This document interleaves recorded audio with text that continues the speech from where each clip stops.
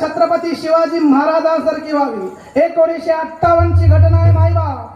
1958 मध्ये जगताच्या पाठीवरती आपण जर विचार करायला गेलो तर जगतामध्ये सगळ्यात स्ट्रॉंग देश ज्याला म्हणावं, सगळ्यात शक्तिशाली देश ज्याला म्हणावं, त्या देशाचं नाव तुम्हाला सर्वांना माहित आहे. त्याचं नाव अमेरिका.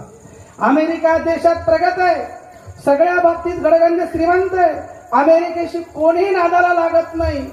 तिथली लोकसंख्या कमी असेल तरी सैन्य बळ आणि आर्थिक बळ जास्तीचं आहे, टेक्नॉलॉजी जास्तीची आहे. अमेरिकेच्या नादाला कोणीही लागत नाही. पण त्या अमेरिकेला सुद्धा 1958 मध्ये जगाच्या नकाशामध्ये एक छोटासा देश आहे. त्या देशाचं नाव आहे व्हिएतनाम.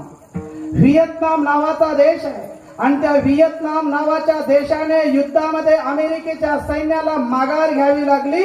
अमेरिकेच्या सैन्याने शरणागती घेतली. एक छोटासा देश असून सुद्धा अमेरिकेला त्याने पराभूत केलं. 1958 ची घटना आहे.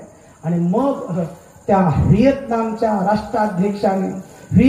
राष्ट्राध्यक्षाने व्हिएतनाम देश सोडला.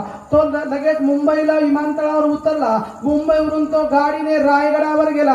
रायगडावर जाऊन छत्रपती शिवाजी महाराजांच्या समाधीवर नतमस्तक झाला. पत्रकाराने छत्रपती शिवाजी महाराजांच्या समाधीवर नतमस्तक होत असताना प्रश्न विचारला, काय हो तुमचा देश एवढा छोटा, अमेरिका एवढी बलाढ्य, प्रपंचात किती मोठं व्हावं ते सांगतोय. लक्ष द्या.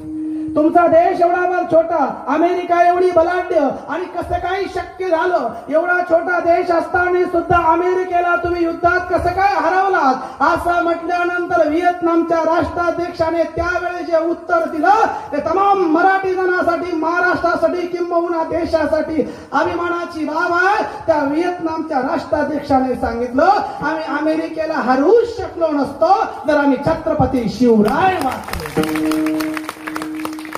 शिवाजी महाराजांचा गनिमी कावा शिकला.